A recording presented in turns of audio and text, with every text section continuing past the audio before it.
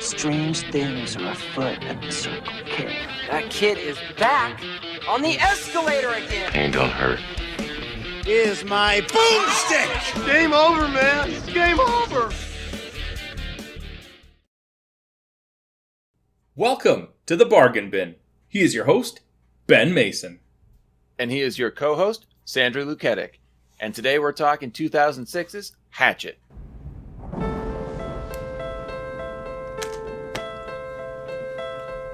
Once upon a time, there was a boy named Victor Crowley. Folks weren't too kind to Victor, so he stayed hidden in his daddy's house, out in the bayou. One night, some mean children came to his house, and there was a bad fire.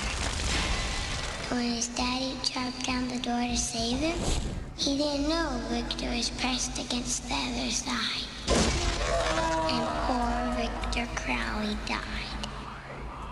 They say people disappear in those woods.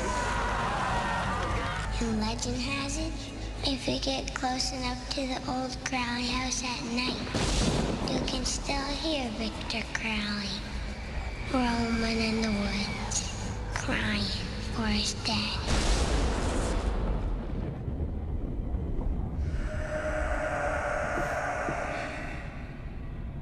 I want to go home.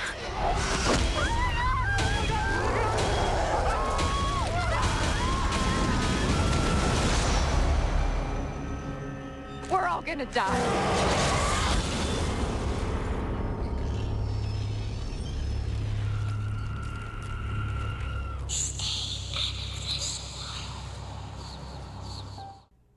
We assume if you're listening to this episode, you have already seen the movie.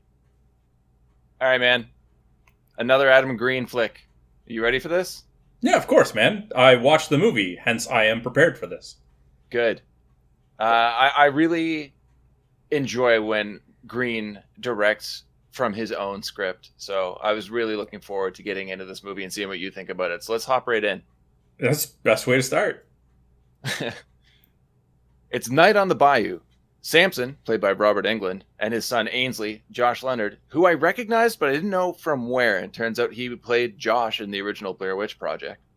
I've never seen the Blair Witch Project. So. Oh my god. Are you kidding me? No. It's so good. Stop So good. being surprised. You're right. This is not on me. This is on you.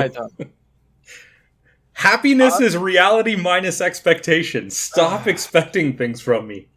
Fine. We're going to do that movie at some point. You know this, right? I hope not. Yeah, well, sealed your fate on that one. I hate shaky cam movies. But. Me too. But. That's not what we're talking about. We're talking about this movie. And I myself immediately was like, shit. Robert Englund? This is going to be great. Englund? This is going to be great. Yeah, I'm on a run through all of the Nightmare on Elm Street movies right now. I just finished 5 the other night. And I completely forgot he was in this movie, so that was a really fun, a little fun cameo. Yep. But yeah, Samson and Ainsley are in their fishing boat trying to track down specific alligators, do some hunting. Ainsley has to piss, so he tries to go off the side of the boat, but he can't because it's too weird doing it next to his father. Which I understand. The one thing I don't understand is why is the water smoking? It's a lake effect. See. Uh-huh. Yeah. I don't know. I got nothing, man. All right. Well, the whole back and forth between these two is strange. Very, very strange. But after arguing about whether or not Ainsley is gay, the alligator appears and goes right for him. They lose sight of the alligator, and Ainsley goes to land to do his thing. And he returns to the boat to find pieces of his father scattered all over the shore, and some in the boat. Yeah, see, this was disappointing, because I was excited to see him, and now I know. He's not going to be in it anymore. I know, I was so excited. I was like, yes, Robert Englund in this movie, that's awesome. How did I not remember this? Oh, it's because he's only in it for like a minute. That's why. All in all, okay, expectation aside, because I just told you not to get caught up in expectations. Mm-hmm. For a cameo, it was still awesome to see. And if you're going to have a cameo scene, you can't really complain. It was acted well. It was entertaining. some of the things he was saying clearly aren't going to get by like PC butterflies these days. Oh, God. But it was still like, if you're going to have him in a cameo, this is an awesome way to do it. Yeah, way to start on a fucking high note, right? Right, exactly. Well, Ainsley is immediately attacked and dragged into the brush. His face is rammed into a tree, his arm ripped off, and he's thrown into another tree. Face down on the ground, an arm punches through his back, and I'm not sure what gets ripped out, but something does. He's then torn in half as his screams echo through the Louisiana night.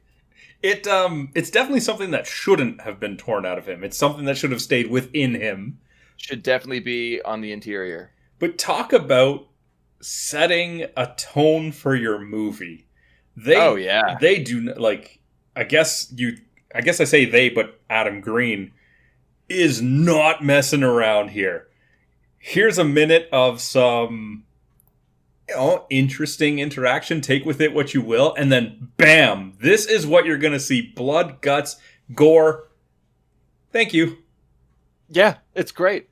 And the thing is, it carries this tone from start to finish.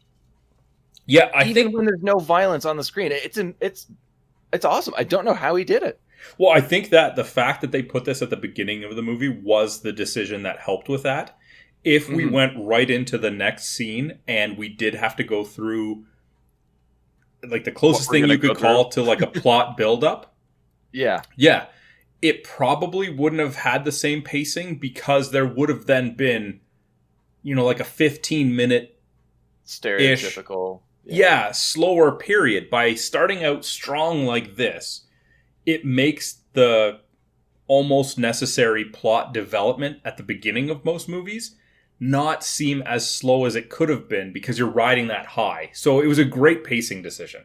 Yeah, very good point. Like, you're okay with a slower pace because you just got punched over the head. Or by the time knocked over the head. By the time that wears off, you've gotten through the plot development and you're back into more action. It is honestly a brilliant pacing move. I will say, though, one thing that did kind of slow it down a bit for me were the opening credits. Marilyn Manson, I don't know if that was the proper artist choice, but, I mean, it's not horrible. It just doesn't really fit for me. It can't be perfect, but I mean, you get a great cameo, you get a big, like, action kill scene right away. Yeah. You really can't fault him for the pacing decision there. So it does start off strong. Well, it's Mardi Gras. Beads and breasts are everywhere. We're treated to a montage of partiers living it up over what is either several days and nights or one day and night, and that's just poorly edited. I wasn't really sure. I felt like it was one day we were seeing. Because I'm pretty sure it's a week-long event. Yes, but like the tone is still like the same group of guys are moving from one spot to another, and I think it's the same day. And I completely forgot about this.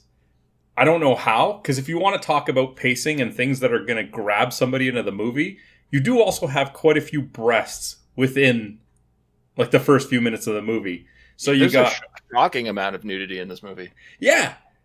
And again, it's very front heavy, right? Because there isn't that much later on. There is a little, but not as much. So they front load it with all of this stuff right off the bat that you get sold right away. Yeah. And like I said, good or bad, you're a little bit more forgiving of what comes next because you just got, blood, violence, sex, humor, everything all at once. Yeah. And it's followed up then with a director cameo. Yeah. Adam Green as a random entourage member of two of our leads. And he has one line. I don't have the line written down, but I have it that we just go for Ben, Marcus, and the three friends are wandering the crowds. Marcus loves the nudity and party vibes, though Ben just isn't having a good time, saying he should have stayed home. Okay, I have here, Adam Green asks why, so he could just sit in his room and cry about Heather, and Ben immediately corrects him with Christine. And Marcus tells him to stop fighting, having a good time. Ben asks, how is this fun? And says this place is disgusting, the room smells like sweaty balls, everyone's drunk, and points out that one of his friends threw up 6 times the other day.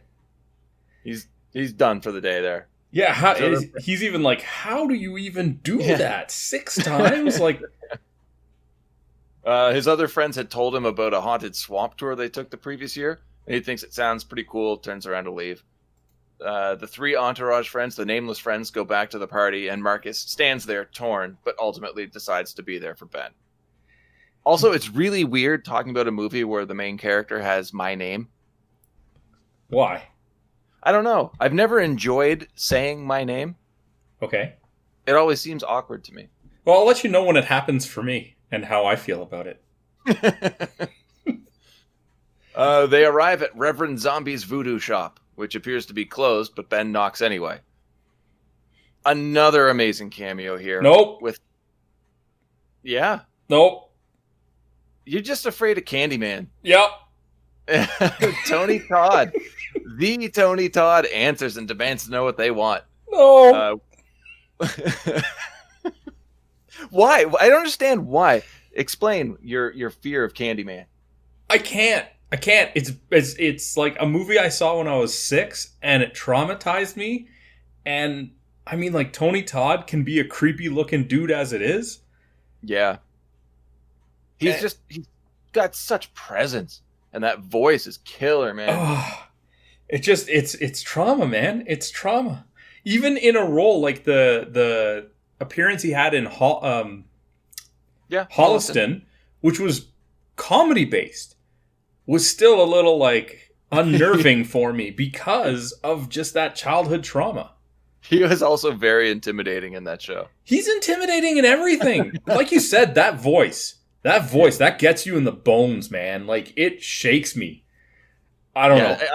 There's no surprise to him being a horror icon. Screen presence, the voice, his acting skill, like he's fantastic. Yeah, like, okay, so we have a second great cameo, but it ain't great for me.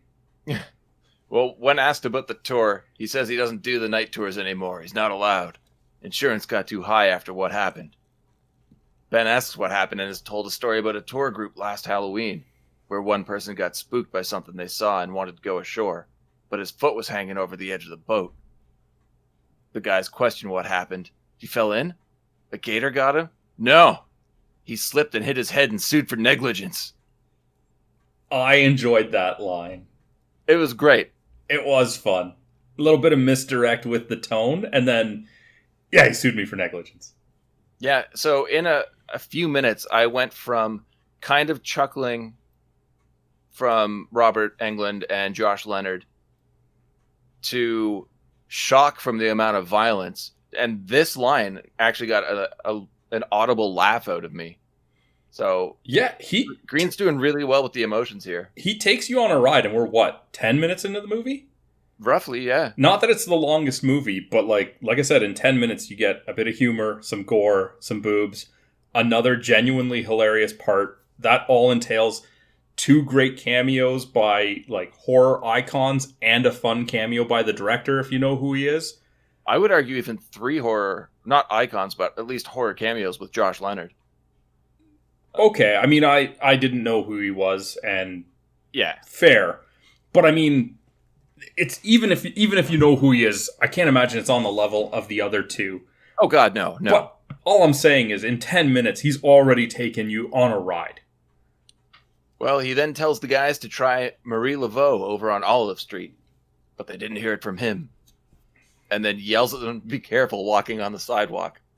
Because he doesn't want to get sued again. Exactly. It's good. I liked it. Ben begins to lament over his ex sleeping with her new boyfriend before Marcus calms him down. Stating there won't be any women at the swamp, Marcus throws his beads on the ground. Yeah. The dejection. Marcus is good. I can't decide if Marcus is a great friend or if Ben is just a jerk. That's a good point. Because I don't really see these two being great friends in real life, but they do play off of each other well. They play off of each other well, but I'm thinking the characters. Mm-hmm. When they plan this trip to Mardi Gras, I'm fairly certain this isn't what they had in mind. And yet definitely. Marcus is going along with it. He's a great friend. But at the same time, like, I get Ben was like, you don't have to go with me or whatever, right?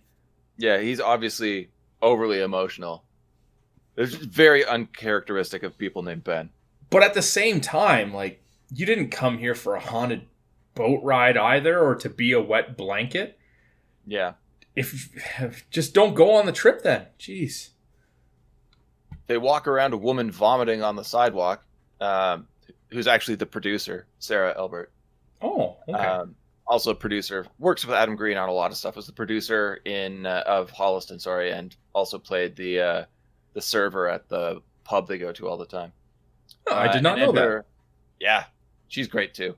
And enter Marie Laveau's House of Voodoo. Oh, before they enter, doesn't Marcus like throw a pickup line at them or something like that? I don't remember. I would not be surprised, or at least like a light insult of some sort. I thought it was more just like a basic, like, hey there, ladies, or something like that, right? Yeah, that sounds about right. Yeah. Anyway. A character building, either way. Ben spots a Victor Crowley Lives t-shirt, which I thought was interesting. Marcus' attention goes to a Girls Gone Wild style video being filmed in the store. Right in the store? Right in the store. Did you recognize the guy filming? I feel like he's on one of those late shows. No. It's Ted from Bloodsucking Bastards. It is Ted from Bloodsucking Bastards. Oh, yeah. I've seen that one. He looked familiar. I didn't know why, and it was driving me crazy. So I decided I was just going to try and figure it out on my own, and I couldn't. So I had to look him up, and sure enough, there he is. He's actually done quite a bit that I've seen, but that's the most memorable. The camera battery dies, and the two girls immediately show how much they hate each other. Quotes like, "I'm a professional actress. I went to NYU." And the response of, like, anybody's heard of that. They're not bright. The back and forth between them throughout the movie is fantastic. Yeah. The new battery's in and the filming recommences, I should say. But it's time for Sean, the great Perry Shen. Sean's entrance with the worst Louisiana accent of all time. He's the one to give the tour, and they all have to pay up $40 a pop. It might be the worst Louisiana accent ever, but he does it so well. Oh yeah, he's great. He's in all three Hatchet movies playing three different characters. Three different characters, yeah. And he's good in all of them. Yeah, I actually did look something up, so there you go. That's what I got. So, one thing I'm really stoked about by this point in the movie is that we've been introduced to quite a few characters in a short amount of time. And none of them are boring. None of them are irritating. You're curious about what they have to say, what they're doing, how they interact, how they know each other. And this takes us right into a scene where we meet even more. And it just continues. It's definitely got a great flow to it. Yeah. So they're loading up the tour bus. We've got the filmmaker, Doug, and the two girls, Jenna and Misty. Of course, Ben, Marcus, an absolutely amazingly adorable old couple, Jim and Shannon, and then Mary Beth, who we have never seen before, much like Jim and Shannon. I didn't look it up, but Jim looks very familiar to me. Richard Reel, yeah, he's in everything, man. Yeah, he's got one of those I know that guy faces. Yeah. So, and in a positive way too, not like, oh god, it's this guy again. Yeah, no, like, holy shit, it's this guy. I thought I made that clear, but yeah. No, he's great. Ben fails repeatedly at flirting with Mary Beth so badly. It's super awkward, and that's hilarious. But what made it for me is Marcus. His expression, he just stares at him in awe of failure.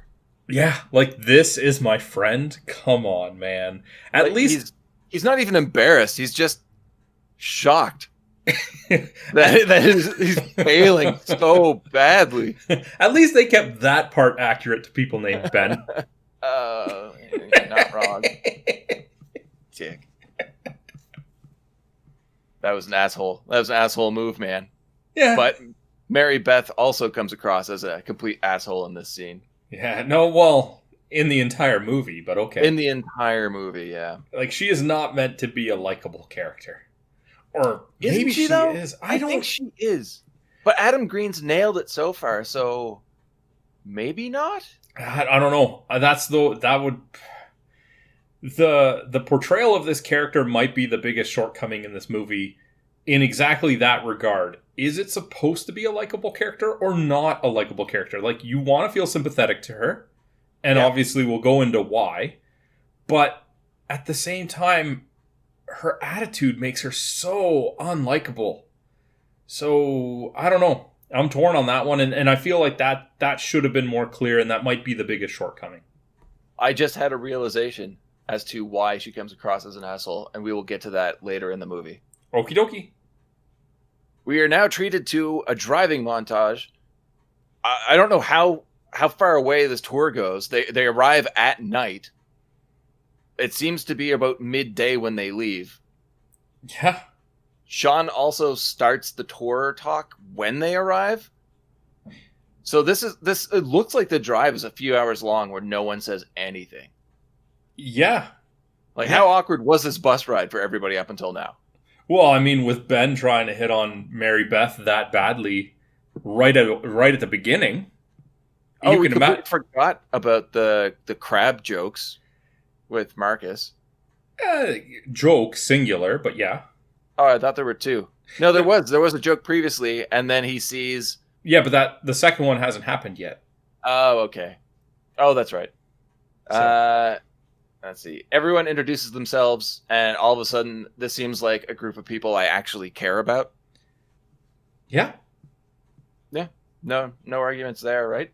I think the only thing that could have been done to make this make more sense is if when they were heading to the voodoo shop in the first place, it was like late afternoon and maybe the sun was already starting to set. Yeah, that would make sense. Other than that, it's fine.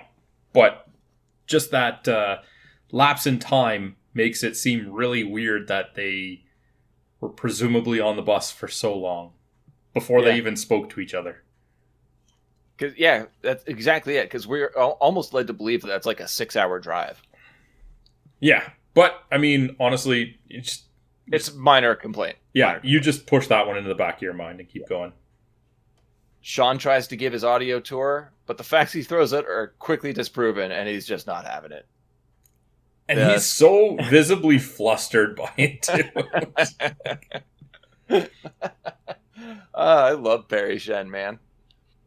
The scare bus arrives at the scare boat, and everyone boards. Sean seems very anxious about this whole thing. Jim and Shannon continue to be adorable. Doug gets the girls to film a quick topless scene. Jim is stoked, and Shannon is stunned, yet oddly intrigued.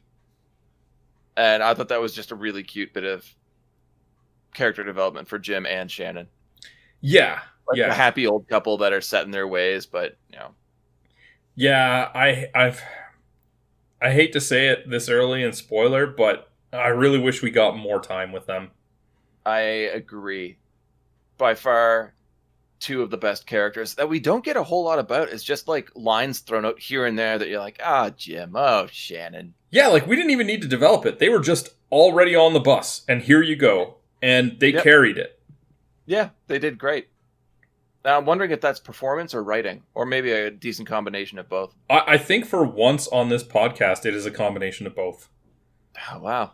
Yeah, I know. Well, you're welcome. Monumental. Sean tries to get the boat started, but it keeps stalling. A man on another boat calls out to them repeatedly, but Sean tries to shrug it off as nothing important. What the man is actually yelling is that the swamp is closed, and he yells, "Victor Crowley," but the boat starts and leaves. The man mutters, "You're all gonna die," before drinking a bottle of his own urine. Yeah. And doesn't Sean even say, like, oh, that's just Jack Cracker? Yep. And it's like, so you do know who this guy is? Are you not taking his warning seriously? Is Jack Cracker a fake name that you just said? Oh, that's who that is. Well, here's something you don't know. The guy that plays Jack Cracker, John Carl Buechler, a special effects guy and director as well, worked on some Friday the 13th material. You just assume I don't know who that is? You told me not... okay. Did you know who it was? No, you're absolutely correct. I have no idea who that is, but still. God damn it, Sandra. But yeah, urine, right? Yeah. Yep. Marcus complains to Ben about how shitty the tour is. The boat approaches an old shack, and Sean tells everyone the legend of Victor Crowley, a young boy whose father hit him in the face with a hatchet one night. Sean can't remember the story and tries to use cue cards as references, but ultimately gives up and just says that some say you can hear Victor crying for his father. It's not a hatchet, though, is the problem. It's not. No. No. We get to that. Mary Beth calls out Sean, saying that isn't the story and that isn't the Crowley house, and he loses his shit. Yeah, he gets really frustrated. It's so good. Yeah. The tour continues with Sean pointing out ghost lights, but everybody on the boat debunks it immediately. Yeah, it's like swamp gas or something like that. It's a lake effect, and no, it's ghosts. Yeah. Sticking to his guns. It's ghosts. Get out of here with your science. It's ghosts. He tries with another story, and that's shot down too. And then Sean finally gives up and turns the lights back on, revealing a large figure that darts into the woods. Great jump scare. Fucking great jump scare. Yeah, it was good. Pointless dialogue and flirting between Ben and Mary Beth, and the boat gets stuck on a rock. It starts raining and everyone freaks out. Misty tries to, quote, call the police so they can send the cops, but she has no cell service. The boat starts to sink and Jim decides to climb along an outstretched tree to get to shore, but he falls, and then an alligator grabs his leg in a wicked jump scare again.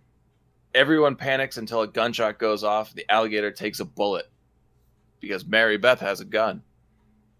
Which seems to bother everybody. I would have been stoked. Like, thank fucking God you had that gun. Like, in my mind... Jim's dead. Yeah, in my mind, I'm glad that you have a gun and you didn't pull it on us. You have a gun? You shot an alligator that was attacking us? Good job. Something in the woods just scared us? We just got attacked by an alligator? Thank you for being here. Yeah. Somebody came prepared. Cool. But people are kind of put off by it. In my mind, even in Mary Beth's case, she should have brought more. Yeah. She tells everyone to get to the shore, otherwise the boat sinks and the whole area will turn into a feeding frenzy. They climb their way across, but Misty, Mary Beth, and Doug fall in. I love this, because Mary Beth is splashing all over the place, but Misty just stands up next to her and runs out of the water. Like, it's like shin deep. Yeah, it's not deep. Doug tries to find his...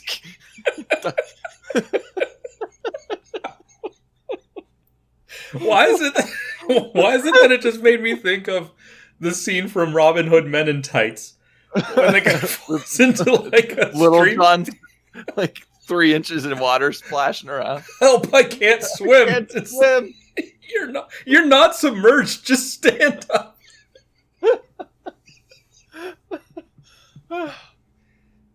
Okay. Doug tries to find his camera and gets chased out of the water by an alligator. They all agree to get away from the water and head inland. Jim's leg is pretty banged up, so they stop for a rest and an argument. Sean admits that he just moved out there from Detroit and was told giving the tours would make him tons of money. We also learn that the 2 men at the beginning of the film are actually Mary Beth's father and brother. She's only on the tour to try and find them, since it was cheaper than renting her own boat. Which leads me to believe she is the worst daughter/sister ever. But, and this is what I was talking about earlier, makes me realize why she was such an asshole. Because her father is, and her brother is. Missing, yes. But at the same time, she didn't have to say that this was cheaper than renting a boat. If the swamp was closed, there would be no boats to rent. You could have just said that you were only on the tour because it was the only boat going out into the swamp. Boom. I didn't even think of that. Like you didn't need to say that it was cheaper making it look like, oh, I need to save my family or at this time just kind of look for them, because she just says they've been gone for a week or whatever. Mm-hmm. Especially coupled with the fact that there's no cell phone reception out there. So even if they are just there, right, you can't reach them. So all you had to say to make her a bit more of a likable character and make her even seem more resourceful was that this was the only option as opposed to the cheapest option. Yeah. And if that were the case, it immediately makes her much more interesting than Ben, who is our lead, and also would set her up as the stereotypical final girl in a horror film. Yeah, I mean, I don't have a problem with Ben as the lead, though, and like his kind of fumbly nature. Yeah, works. Well, that's Joel David Moore. Like, that's him through and through. Yeah, I recognize him from some other movies, and it is a pretty common role for him to play kind of an outsider or a bumbly character, and he does it well. Yeah. But what I was going to say is, his kind of fumbly nature at the beginning really serves to contrast when he does kind of step up as a leader and start making a bit more, like, brazen decisions later on. It really does work well to make him look like a reluctant hero in the movie. Mm-hmm. Yeah, it does. It really does. You know, I just realized something. Joel David Moore, have you seen Adam Green's short film about Michael Myers driving? No. Come on, man. Okay, well, it's on YouTube. You should check it out. It's very funny. But there's, like, Halloween is one of my favorite movies. It is my favorite movie of all time. And there is one problem with the movie, and that is when he escapes the asylum at the beginning, he steals the car. And everyone's trying to figure out, if he's been in an asylum since he was 6, how did he learn how to drive? That's a good question. Adam Green makes this short film, which is Michael Myers in driving school. And Joel David Moore plays the driving instructor perfectly. Michael Myers is played by Kane Hodder, which means to an extent he has played Jason Voorhees, Michael Myers, and he was the hand that was wearing Freddy's glove that pulled Jason's mask down to hell in Jason Goes to Hell. Well, you also forgot that he played Victor Crowley. I know, we're getting that. I'm saying, like, the big three, though. He's played them. The big three, absolutely. We are told that Jim can't make it out of the woods. And Mary Beth exclaims that they have to make it out. She brought a gun because the woods are dangerous, because they are, quote, his woods. And we get the origin story of Victor Crowley, which Sean kind of went over before. But yeah, basically, do you want to go over this? Or do you want me to take it? No, you go over it, man. I didn't make notes. I'll probably forget something. Okay. So we have Mr. Crowley, his son Victor. Victor's mother passed away, from what I remember. But Victor was born horribly deformed. They lived in the swamp. Other kids would make fun of him whenever the two would go to town to buy supplies. And they would tease him at his shack, too. And while his father was out, a bunch of the neighborhood kids went over and started throwing firecrackers at the front door of the shack to scare Victor inside. But the firecrackers ended up igniting the shack. And as it was going up in flames, Mr. Crowley came back. And he was trying to bust in to save his son and couldn't. So he grabbed what they call a hatchet, but it is actually an axe.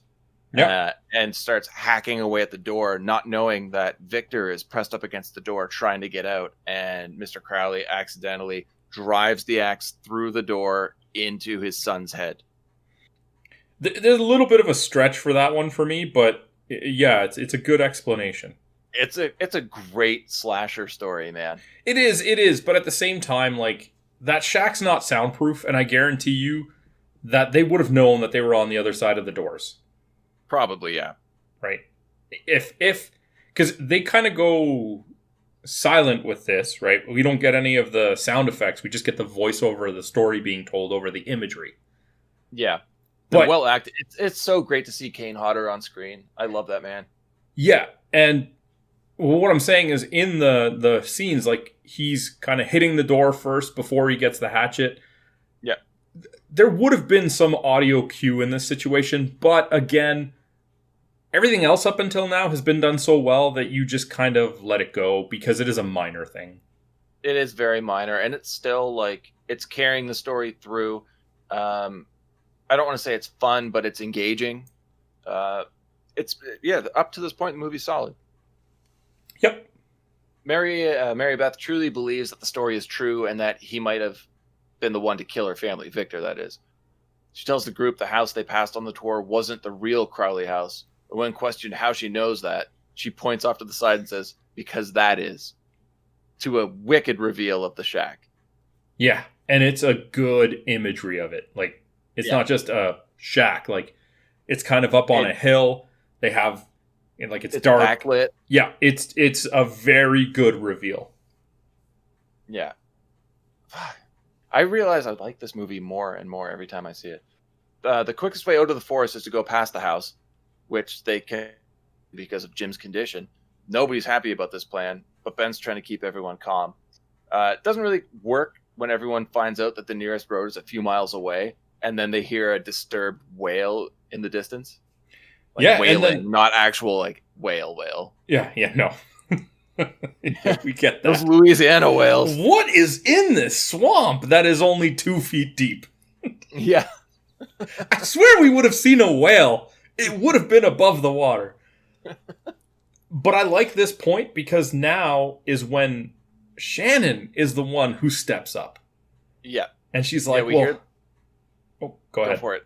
I was going to say, everybody is kind of hesitant, but Jim clearly needs assistance, and she's the one that just steps up, gets courageous, and is like, nope, we're going. We got to carry him. And she picks him up, and they start going. Yeah.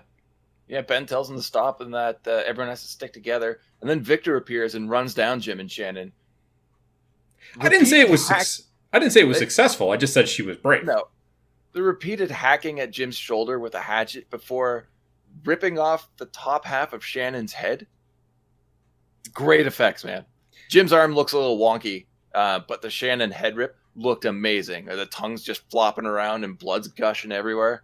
They didn't wait to reveal to the rest of the cast what was going to happen. In some horror movies, people get killed. We see it on screen as an audience, but the other characters don't see it. They're kind of still a little more in the dark. This is just stumble upon it later or something. Yeah. This is right in their face. This is what you are up against. I never thought about that. But yeah, everybody's fucking terrified. Well, everyone runs away. Mary Beth shoots him once, and he drops to the ground, and then it cuts to black. I honestly thought my movie fucked up at this point because it faded to black. Yeah, well, it wasn't even a fade; it was just like a sharp cut. Okay. She catches up to everyone who demand to know what happened. She says she shot him and he's down, and that Jim and Shannon are dead because, everyone knows that. There's a quick panic as to where Marcus is, but he's just climbed up a tree in terror. Which is great. Makes me love Marcus more and more. I found this kind of comical. Oh, yeah. Clearly they're portraying his fear, but the fact that I think they even ask him, I didn't know you could climb that well, and he's just like, yeah, I don't care. Fear drove him up this tree. Yeah. And I don't disagree with him. He's just like, no, I'm staying up here. I'm not coming down. Yeah, what can you see up there? He's like, well, I can definitely see there's no dead elephant man coming to kill me. Yeah. Which, in my mind, I'm like, could he potentially just stay up in that tree until, sunlight when... No way. I don't know. No way. Well, I mean, he's too good, man. He didn't do it, but it might have been a successful method of trying to get away. Maybe, as long as it took the others longer to meet their demise. I guess. Span it out. I guess. I don't know. Stated that he could see town from up there, but he doesn't know how far. Well, at least now they know what direction they should be heading in. Somehow I didn't notice that Doug was missing at this point. I think it's just the way that it was cut. It was all kind of fast-paced. The camera faded. Yeah. It's done very well. Yeah, they're not showing everybody on camera at the same time. So it is easy to miss somebody that they're not putting a focus on. Yeah. Well, Doug's running through the woods, drops his camera bag, and hits the ground hiding. Back at the group, they convince Marcus to get out of the tree finally so they can move on.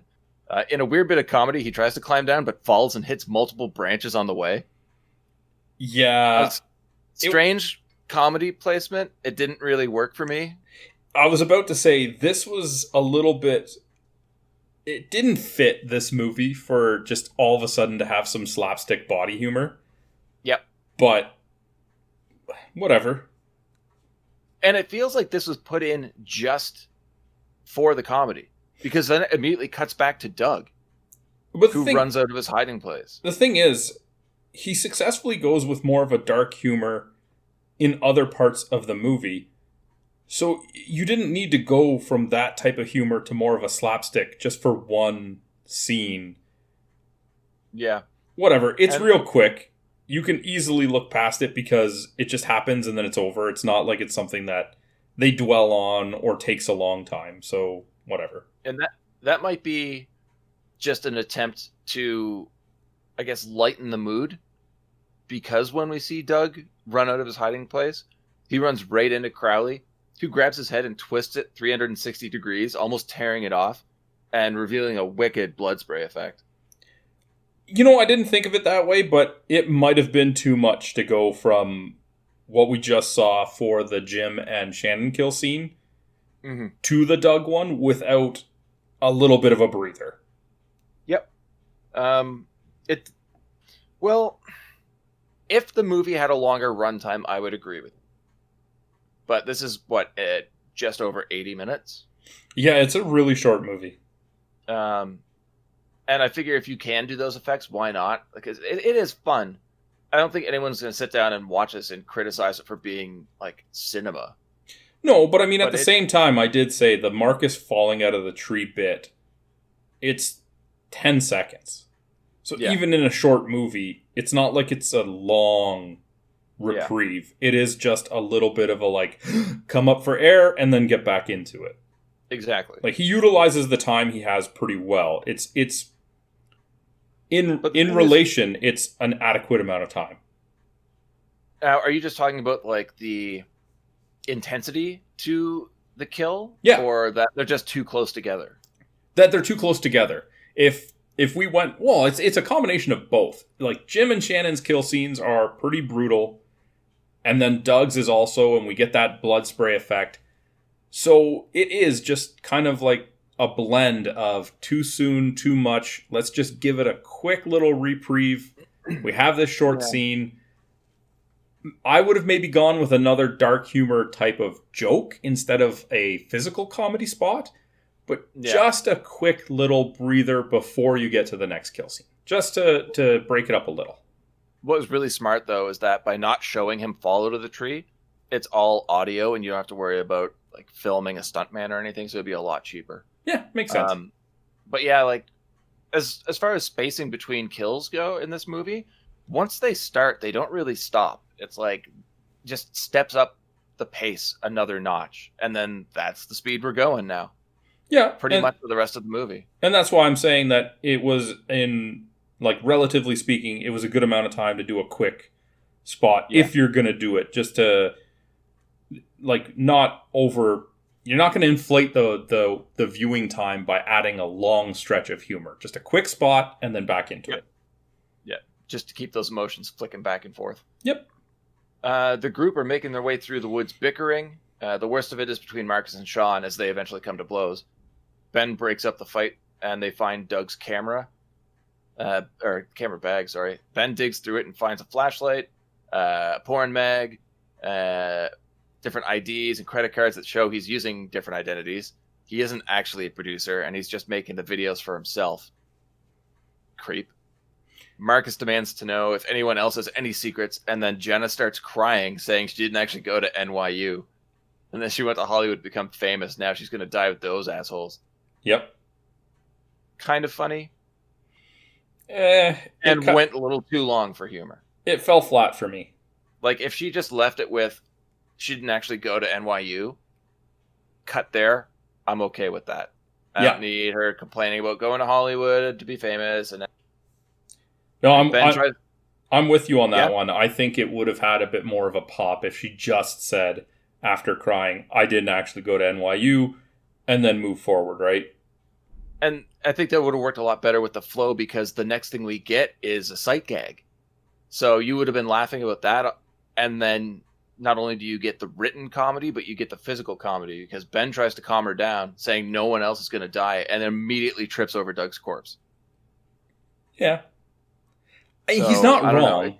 It could have doctored some of the writing there a bit, but I mean, it's no major detriment to the film as a whole. He's not wrong, though. He said no one else is going to die in the present tense, indicating that from this moment on, nobody is going to die. And Doug died prior to that, so he's not technically wrong.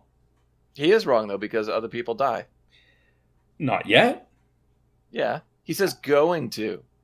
Yeah. And they eventually do. Yes, but at this moment, when he says it, he's not wrong. Yeah, no one's going to die at that second. Well, I mean, in his mind, he's probably thinking that, or hoping that they don't. Of course.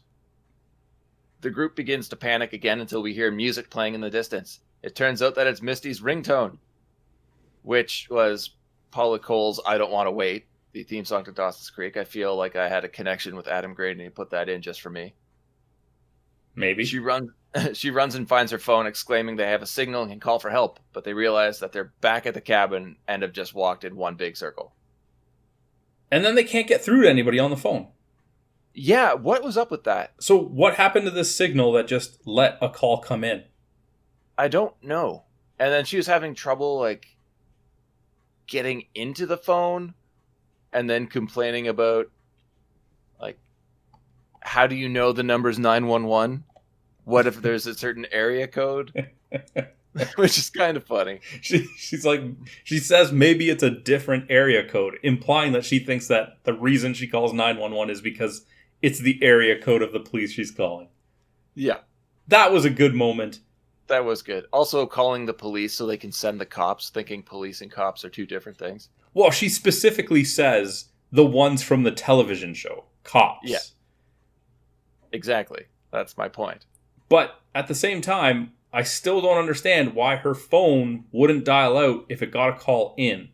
I feel like there was something thrown in there quickly with dialogue, but I don't remember it. It just seems like way too much of a plot hole or inconvenience that Adam Green wouldn't have missed. So, I don't know. I guess There's you'll have to ask him next time you guys chat. Yeah. Ben and Mary Beth go into the shed looking for weapons. They only find animal carcasses at first, but stumble across the corpses of Mary Beth's family. Decent reveal. Standard horror stuff here. Honestly, the reveal is less impactful for the audience because you saw them die. Yeah. If it was kind of like the Marcus falling out of the tree where they were killed off camera and you just heard screams, then the reveal would have been a little more impactful. But I don't think so, because you still know they're dead. Not necessarily. At that point, like, Victor Crowley hadn't killed anybody. For all we know, he captured people and fed off of them and was a cannibal. Who knows? All right. You could have not seen them die, and then, oh, they're tied up, but their legs are missing, because that's where he started with the freshest body parts. But then why would he have just killed Jim and Shannon right off, like, as soon as he runs into them? Yes, I'm just saying from the very beginning, and why the reveal... You need to watch more horror movies, man. There's a certain formula. I'm just saying the reveal was not as impactful for the audience. That's it. Yeah, no, it's like the reveal was mainly so we get the reaction from Ben and Mary Beth. Yeah, and I mean, like, if we analyze it a little bit further, what reason would he have to drag the corpses back to the shack if he doesn't do anything with them? Yeah, that was weird. That was definitely weird. Right? So, again, I'm not saying it was done poorly. It's just that it wasn't as impactful of a reveal as maybe was intended. I'll go with you on that one then. Next, we get a comedy scene where Jenna, Misty, Marcus, and Sean are bickering over who will check out a noise coming from the bushes. They all calm down when it's revealed to be a raccoon, but Crowley bursts out of the woods and kills Jenna doesn't kill her, but hits Jenna in the face with a power saw. Yeah, he did. Like, at first I thought it was a saw, and then I'm like, wait, is this a belt sander? No, it is a saw. Right in the chin. Ben and Mary Beth rush in and knock Crowley over with a shovel, which they drop and run away for some stupid reason. Why? Sean runs in. Why? Why drop it? And why hit him? I don't know. Why hit him once? Yeah. Like, keep hitting him. I don't get it. And this is like one weird moment of bravery for Sean, because he runs in to pick it up. But Crowley gets it first, and in one swing takes off Sean's leg. Now with Sean on the ground, Crowley uses the shovel to decapitate him and then plants it in the ground so he can impale the still living Jenna on the handle, with a great shot of him slowly pushing her down in bursts of force. That was... You could feel that, man. Yeah, see, and if they didn't drop the shovel, Sean wouldn't have had to go in for it. Nope. Yep, could have saved the friend. I don't know if they were friends. An acquaintance. There you go. Part of the survivors, or the wannabe survivors. The remaining crew, Ben, Marcus, Mary Beth, and Misty, find themselves in a bit of a clearing and fight amongst themselves before deciding which way to go. And that's where Crowley immediately pops up. But they're in a clearing, so I don't know how he could really sneak up on them.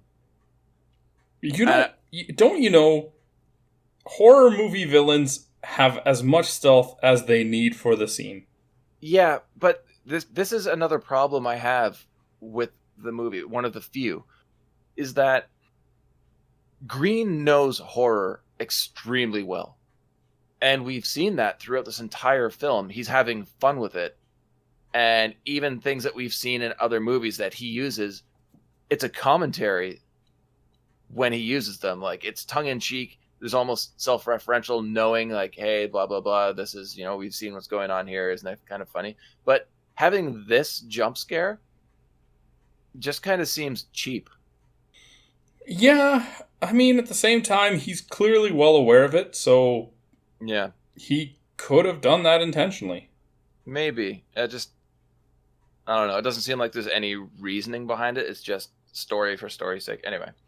Ben hits Crowley in the side with a pitchfork and everyone runs off again. Deeper into the woods, Ben gets everyone to stop running. He says that Victor won't stop until they're all dead, so they should fight back. Points out that Mary Beth dropped him with the gun, and Ben took him down with the pitchfork. So they do have a chance, actually. He asks Misty for a lighter and tells everyone that he saw gas cans in Victor's shed. And the plans to burn him alive. Now, you and I have talked about the history of Kane Hodder and Adam Green and how they're great friends. Okay. Kane Hodder almost died from a horrible full-body burn accident when he was a stuntman.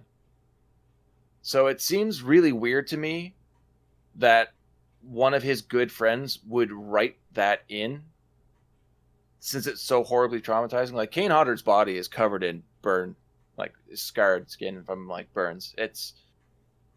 But do you think that Kane Hodder at this point is still doing his own stunts, or do you think they would have gotten somebody else to do that? I think he still does his own stunts. He might not have done this stunt, but it just seems like a touchy subject that a friend wouldn't write into a movie that stars the person who went through it. I don't know. I just found that strange. There's a lot of ifs here, because it's possible he wrote this before Kane Hodder agreed to be the villain, potentially. Maybe. There's the possibility that they did get another stuntman to do this. It could have been that the movie was written with Kane Hodder in mind and thinking maybe if he put part of Kane's life into the story, he might be more willing to take it. I don't know. That's what I'm saying. There's a lot of... We have to take a lot of leaps and assumptions for this. It might be, it might not be. It's very weird. There is something there that links this to Kane Hodder intentionally. I just don't know at what level of production. All I know is what is on the surface of the movie itself. And from the movie standpoint, Crowley is clearly afraid of fire because of what we see in the flashback and how, right, like he was in the burning hut. So from a plot standpoint, a fear of fire makes sense. Yeah. And the other main Kane Hodder role, Jason's afraid of water. That's interesting. Group agrees to the plan, and they head out for the shed. For not being able to find their way out of the swamp, they do a fantastic job of getting back to the cabin, I've noticed.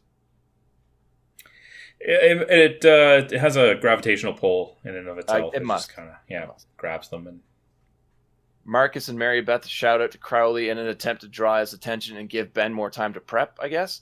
And Marcus is great here, throwing out crazy insults, and as soon as he's done, he crouches down in terror, looking around to make sure Victor's not coming after him. It's perfect. He does a good job there. He really does. It's good. His comedy in this movie is, other than that one bit of physical comedy falling out of the tree, he's pretty good. That's what I'm saying. There isn't a lot of physical comedy. Most of it is different types. Yeah. And those are done really well, which is why I don't know why in that scene they didn't just go with like some sort of verbal joke. Yeah. So when Mary Beth and Marcus agree they don't see or hear anything, they then notice some of Misty's clothing. They shout out to Ben to warn him right as he gets pelted with Misty's head and then her torso. Yeah, I don't know what to say. Sure. It was fun, and it's just getting ridiculous now. Now? It was ridiculous a little while ago. Victor rushes him, but Mary Beth attacks from behind, allowing Ben to pour the gas on him and set him alight. Screaming and flailing, Victor falls to the ground. There's a crack of thunder, and the skies open up, pouring rain and dousing their plan, and they all flee. This, to me, was a little too heavy-handed. Yeah, it really was. Because even at this point, they've decided this guy, he can't be killed, which they never really explain in the movie why he can't be killed. And I don't think they need to, right? No, they don't at all. Because he gets burned alive and killed by his dad with a hatchet, but somehow that makes him invulnerable to getting shot, getting stabbed. It doesn't make sense. However, they even say, like, this is just going to buy us the time to essentially get to the other side of the hut and escape, like slow him down enough to escape. Yeah. And then all of a sudden it starts to rain. Like, that was a bit of a stretch. Yeah, it's just way, way too convenient. Yep. Running into a cemetery, they rush to the perimeter fence and try to follow along it in an attempt to find the gates. As soon as they get there, Victor appears, hatchet in hand, or I guess axe in hand, and taking crazy swings. He throws the axe, but misses everyone, and it bounces off a gravestone. A chase ensues. I don't know why he would throw it, but all right. They get to the gate, but Victor tackles Ben and Marcus and vomits into Ben's face. Mary Beth rescues them, and they run off. They hide to figure out which way to go, but Victor pops up again and grabs Marcus in a bear hug and crushes his ribs before ripping off both of his arms. He picks up Marcus's corpse and slams it against a tombstone, which is another Friday the 13th reference, because he does it the exact same way that Jason picked up a girl who was in a sleeping bag and smashed them against a tree. I do remember that, yes.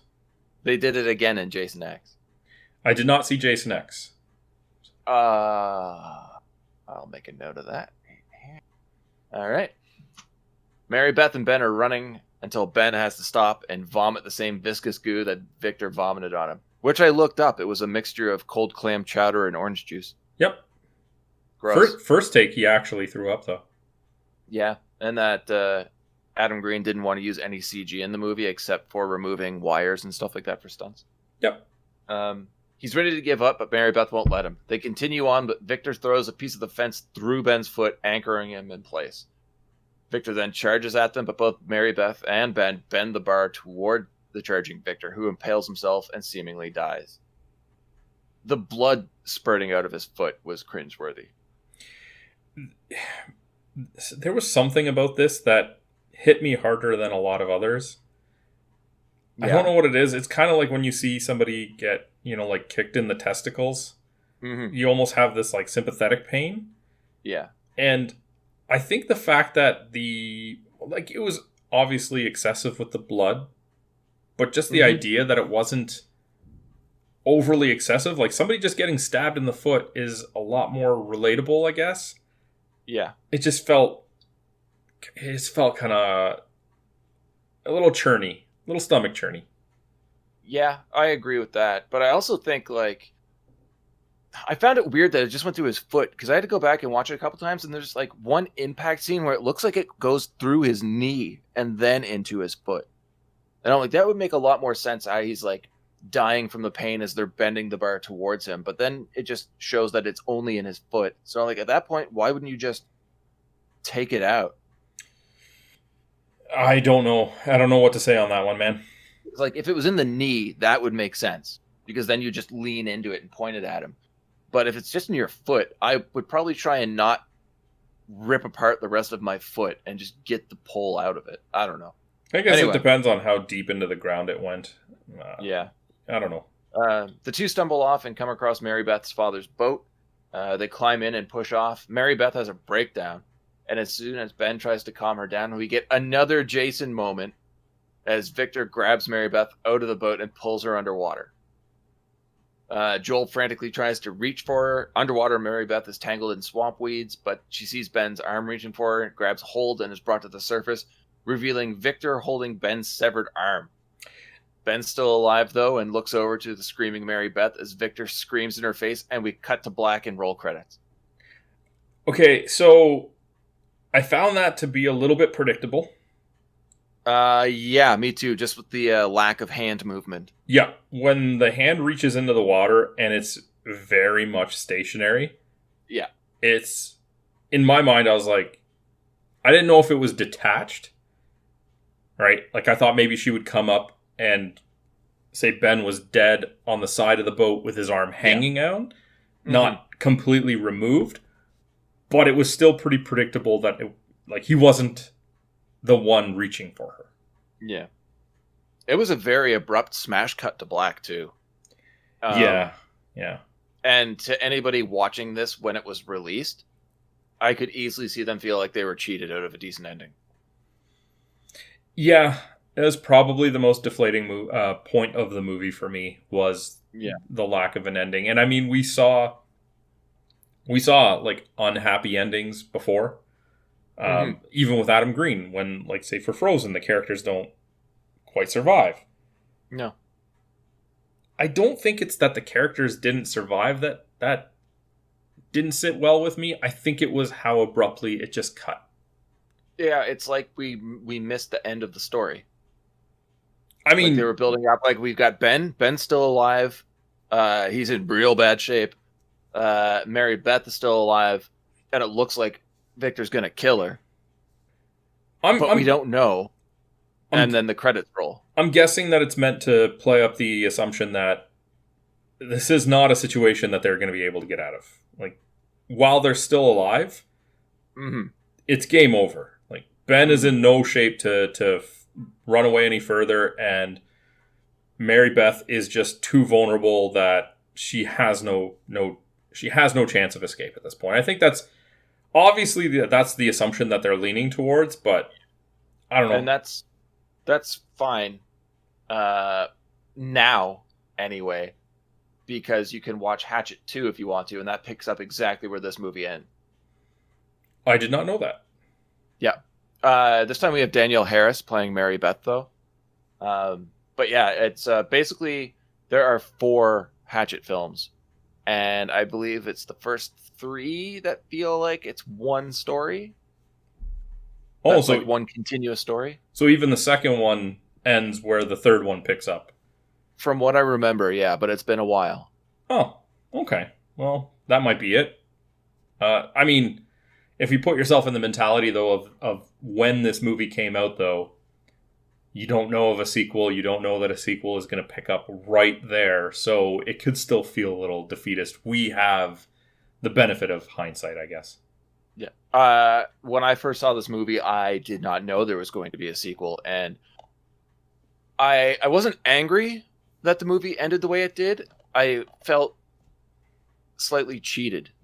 That's why I use the word, it was a little deflating. I wasn't mad about it, and to be honest, when I watch these horror movies, especially the ones that you recommend now, I kind of I half expect an unhappy ending where the characters don't survive and you're not going to see it all because once the character's perspective is gone, that's technically where, not technically, traditionally where the viewer's perspective ends. Yeah. Mm-hmm. But it was maybe 30 seconds too soon. I don't know.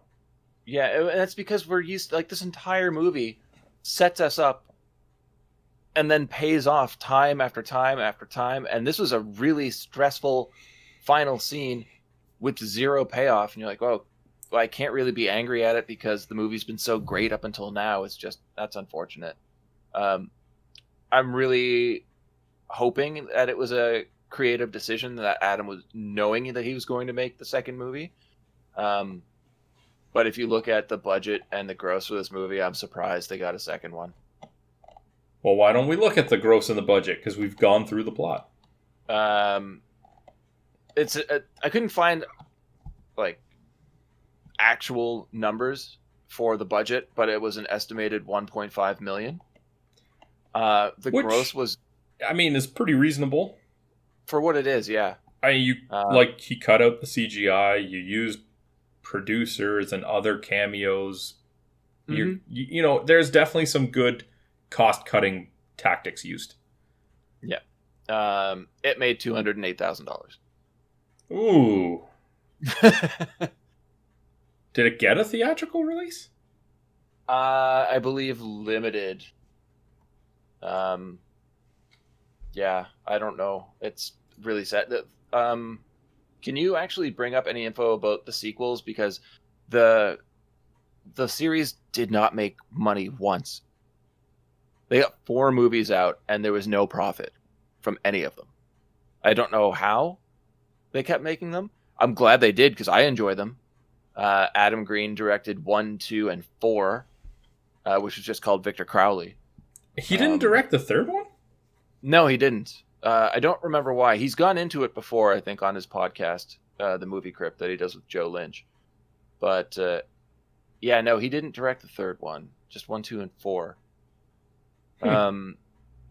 As far as ratings go, it's sitting at a 5.7 on IMDb, which I think is kind of low. The tomato meter for Rotten Tomatoes, it's 55%. Audience score of 45%. I don't think this movie's that middle of the road. I thought it was a lot more enjoyable than some of the horror movies we've been getting over the last 20 years. I thought it broke new ground while also paying tribute to classic horror. I mean, having Robert Englund, Tony Todd, Josh Leonard, well, to a lesser extent, Josh Leonard, Kane Hodder. Like, I thought it was awesome. Like, it paid tribute to the horror fan that lives within me while giving me a new character to be stoked about seeing potentially in future movies. It had great humor. It had crazy over-the-top kills.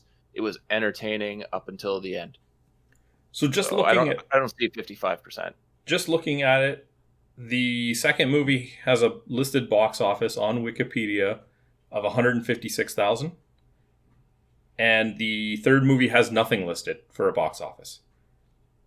Interesting. I wonder if it actually made it to theater. Yeah, so this is what I'm kind of confused by, because even if Adam Green was anticipating a sequel, I don't see movies this often making this little money getting a sequel. Regardless of your intentions, usually if it's that low, you kind of chop it up as a loss, right? Yeah.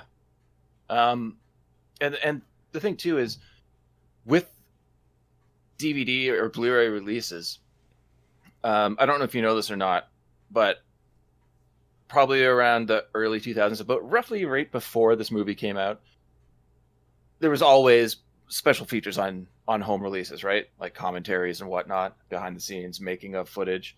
Around this time, studios stopped funding that and raising money for it. So it was up to the people making the movie to fund it themselves. Like Adam Green, as writer and director, also had to pay to have any special features filmed to put on the home release. And I have the Blu-ray right here, and just listen to these features. Audio commentary with writer-director Adam Green and actor Kane Hodder. Another commentary track with Adam Green, cinematographer Will Barrett, and actors Tamara Feldman, Joel David Moore, and Deon Richmond. The making of Hatchet, meeting Victor Crowley, guts and gore, anatomy of a kill, a twisted tale, a gag reel, the trailer. All of that would have come from independent financing. And it's insane because I'm assuming the budget of $1.5 million was just for the film itself. And I'm assuming the cost of making those special features was not low. So the fact that it only pulled in $208,000, I think, was a massive hit to everybody involved. So yeah, making not one but 3 sequels to this is kind of surprising. I'm happy they did it, but I just don't understand from a financial perspective how they managed it. So I looked up the 4th movie because when I was looking up Hatchet, I only saw the 3. Mm-hmm. And the 4th one has a budget listed, but no box office. And the budget was $400,000, so they definitely cut down production cost. Mm-hmm. But so maybe it's a labor of love at that point. Yeah, I don't know. Did you see the reveal of the 4th movie? No. It was great. People had gotten together for a viewing at a single theater to watch one of the films, and Adam Green was there to do a Q&A. And after the movie was over, he walked out and introduced the crowd, or thanked the crowd for coming, and then surprised everybody by introducing the new movie, and then that played. Nobody knew it was being made. They went to watch one movie and got part 4 immediately afterwards, unbeknownst to anybody in the crowd. Like the actual whole movie? The whole movie. Oh. That's kind of crazy. It's amazing. I would have loved to have been there. I love that people still doing stuff like that, man. Yeah. Oh, well. I mean, I guess the next thing to do would be go over awards. All right. Do you want to start off, or do you want me to? I mean, I usually get you to start. All right. We'll go worst performance. Absolutely. In my opinion, there really weren't any terrible performances. Maybe bland, like Joel Murray as Doug. But even then, like, it wasn't bad. Like, the character got across exactly what they needed to. Yeah, see, this is where I can't agree with you at all. Oh, that's fine. There was absolutely a worst performance. It might have been the only bad one, but there absolutely was. Adam Green? Nope. Amara Zaragoza as Mary Beth. She sucked. Yeah. Yeah, she was kind of bad at times. Not all the time, though. She was good for a good chunk of this movie. She had a couple good moments, but she wasn't good. That's all I have to say. Yeah. There was too many moments of overacting, inappropriate emotional conveyance. I thought everybody was passable. Minimum.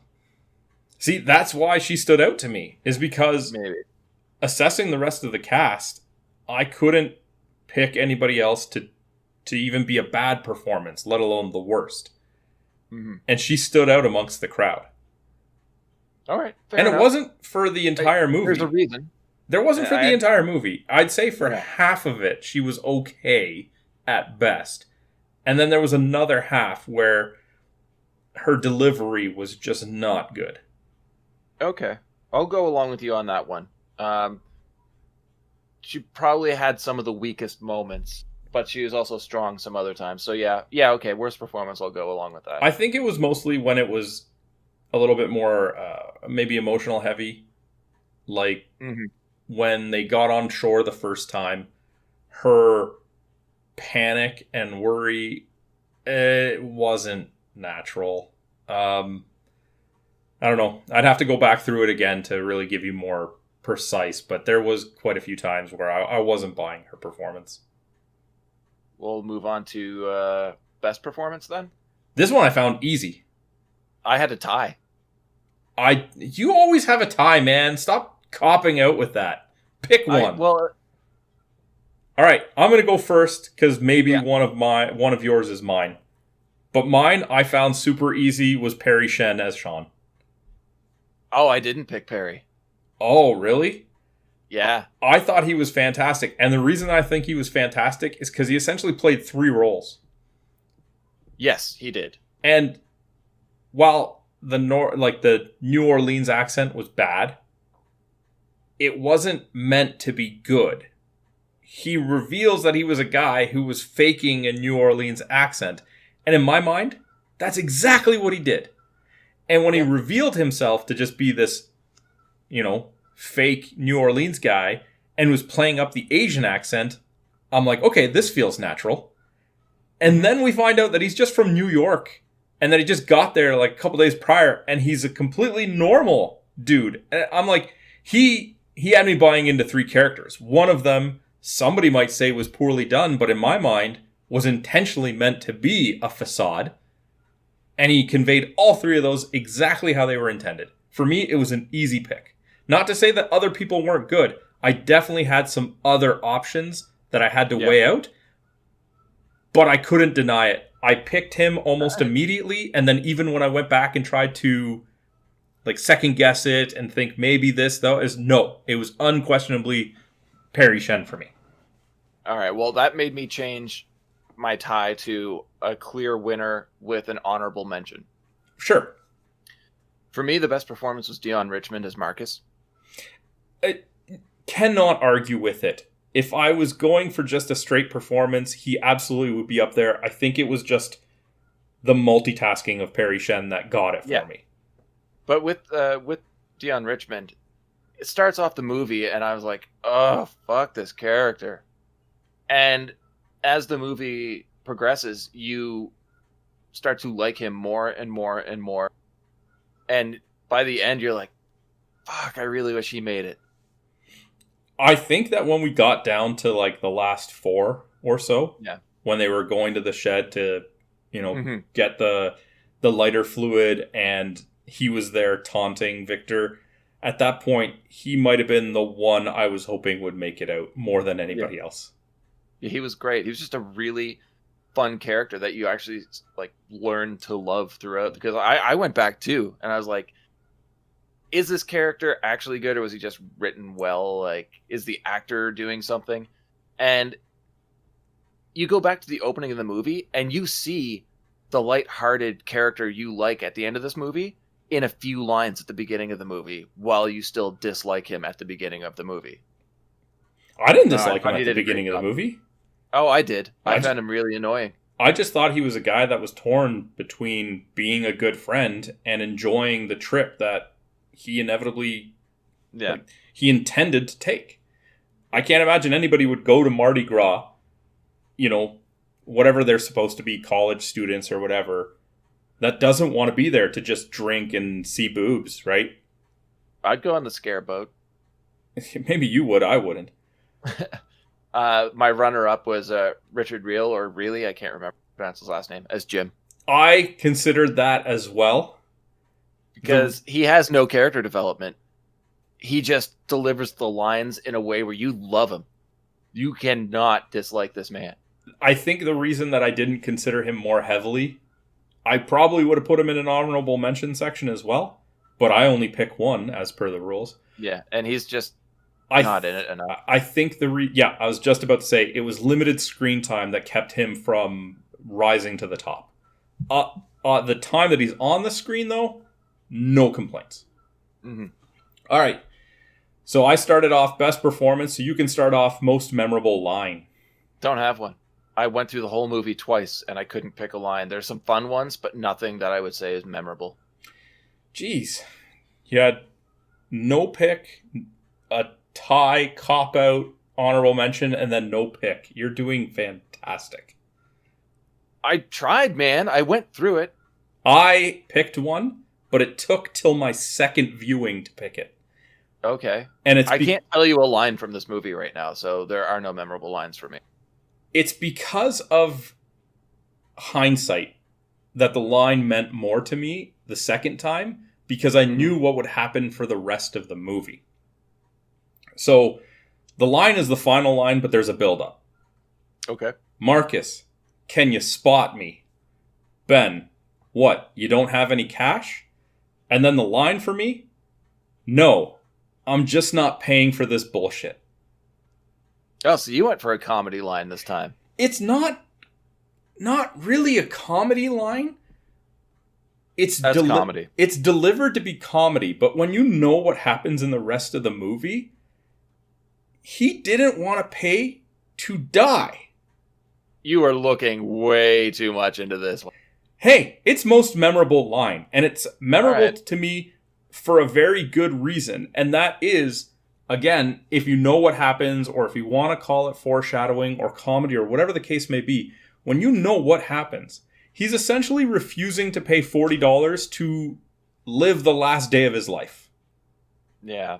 All right. I think you're adding your own thoughts into that one that aren't really present in the movie. I'll go along with it.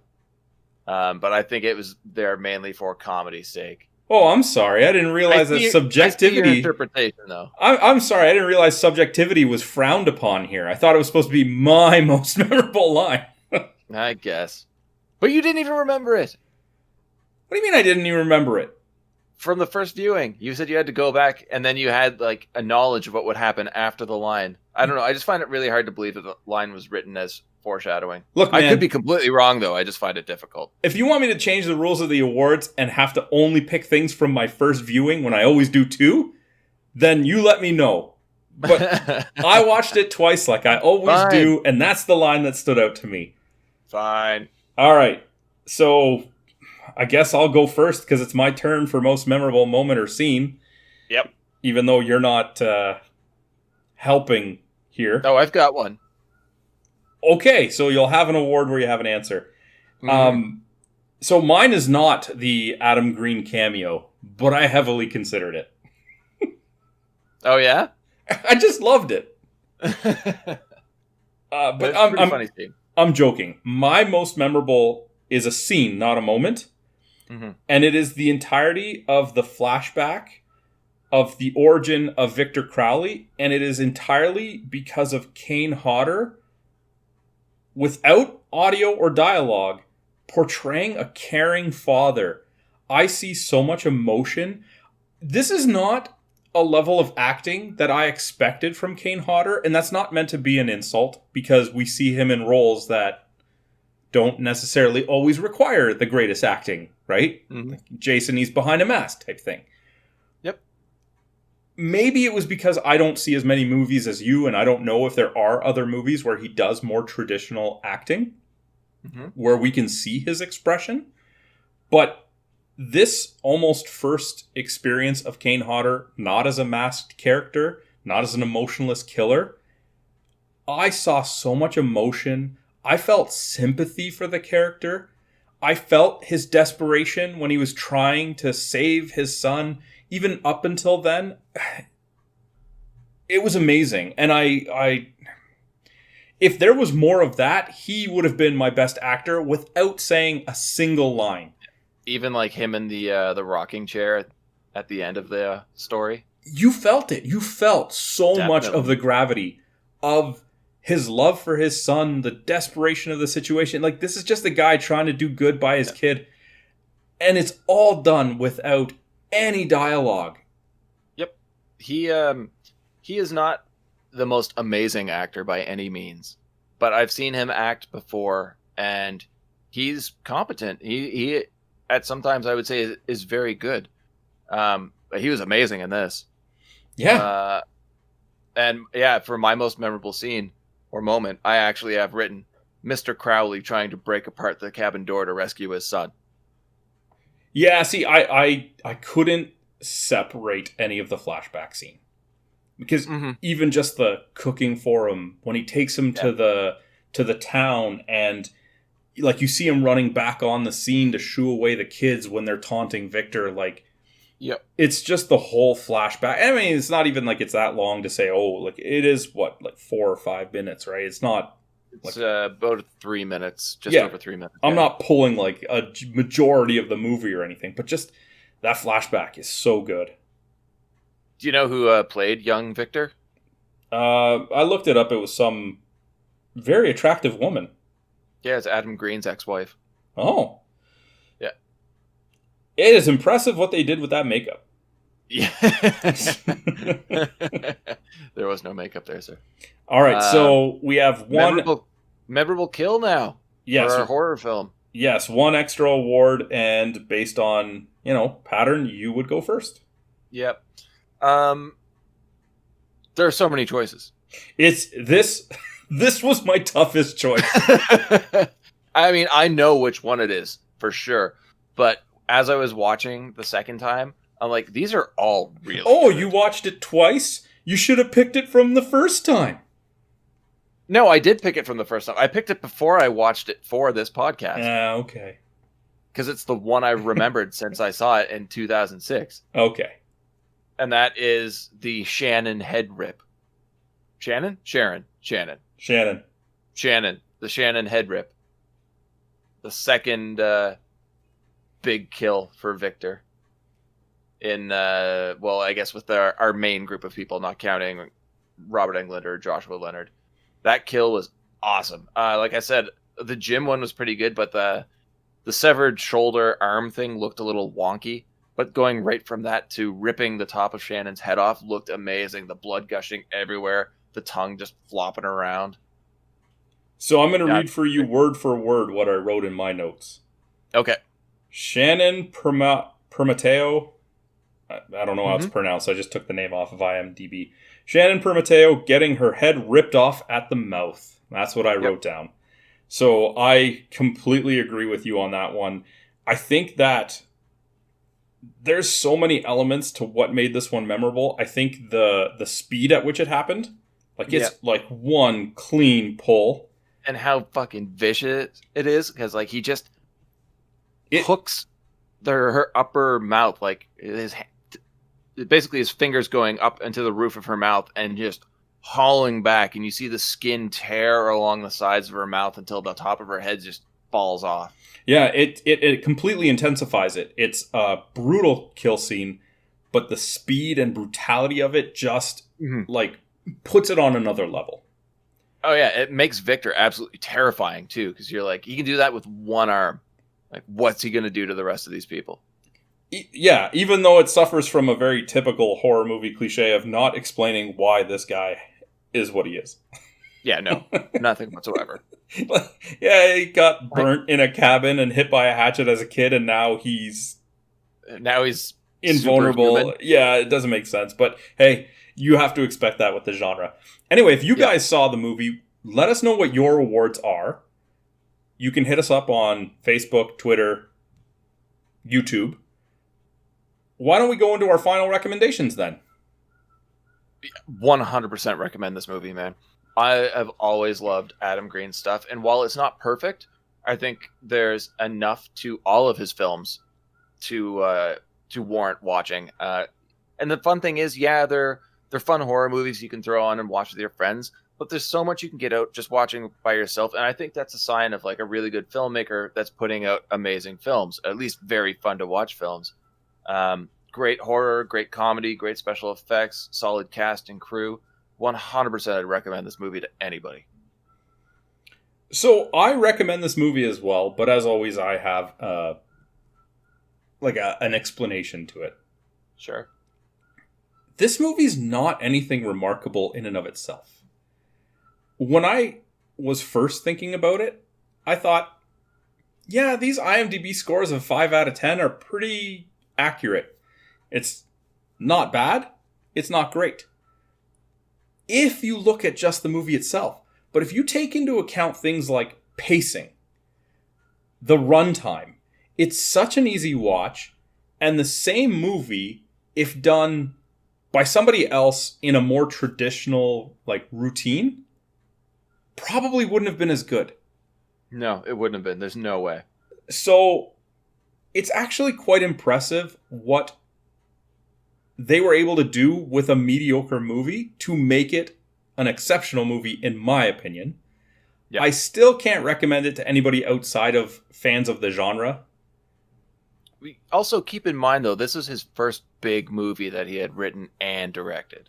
Yeah, I think it's a very good effort for your first big film. Absolutely. But again, it's people that don't like horrors. It's not going to bring anything new to the table. It's not going to change their mind on it. If you look at it from the point of view of someone who is maybe just a more casual viewer, it is kind of a checklist horror movie where they kind of hit most of the cliches.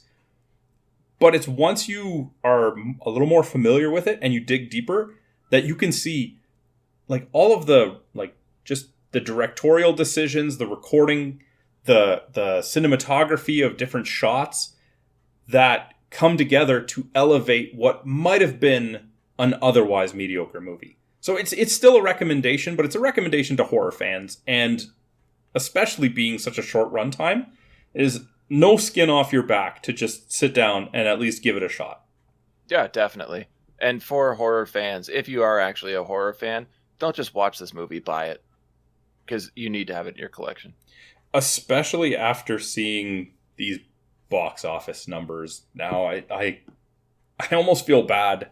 Because me too. Even if I call the movie mediocre on some levels, it absolutely deserved to make more money than that. Absolutely. Definitely. There are so many shittier movies that make more money than this, and it is a shame. Give them a bit of your money. Yeah, well, and that's the thing, too. Anybody who's listening right now, try and support Adam Green and Joe Lynch. Listen to the podcast on Patreon if you can. It's the Movie Crypt. Check out the movies. The movies are amazing. Holliston is a show they're both in that I bought twice. I bought it on iTunes. I bought the Blu-ray for both seasons 1 and 2.